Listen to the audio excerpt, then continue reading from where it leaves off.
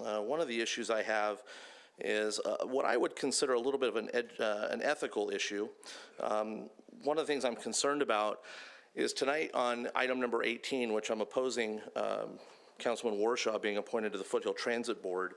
My concern with that is in the May 2nd meeting of Foothill Transit, Corey Warshaw motioned and voted to approve Doran Barnes' 5-year employment contract with Foothill Transit. And Doran Barnes is his Human Resources Commissioner and also served as his audit committee appointee as well. So I think there's a little bit of an ethical violation there. It may not be legal, may be legal, but I think that it's definitely something that he should probably consider recusing himself and stepping off that board if he's going to be doing that kind of a thing.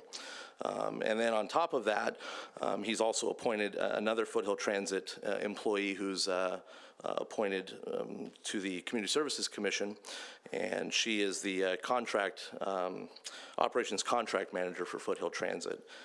So I think that Councilman Warshaw should reconsider his appointment to the Foothill Transit Board, because I find it very interesting that you have a board member position voting on the employment contract of one of his own commissioners here in the city, who he's appointed to a couple of different commissions and then continues to appoint commissioners from that same company to which he's sitting on the executive board.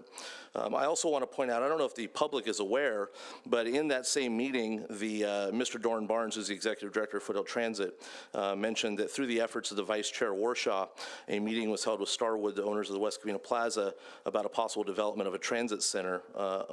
Another meeting with Starwood representatives was tentative in July. I'm curious how that meeting went and what was talked about.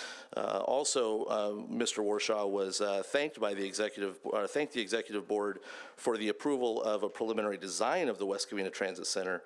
The preliminary design made a great impression with Starwood representatives. I'm curious when you're going to be showing that to the public here for some information. If you have not, and if I've missed it, please let me know.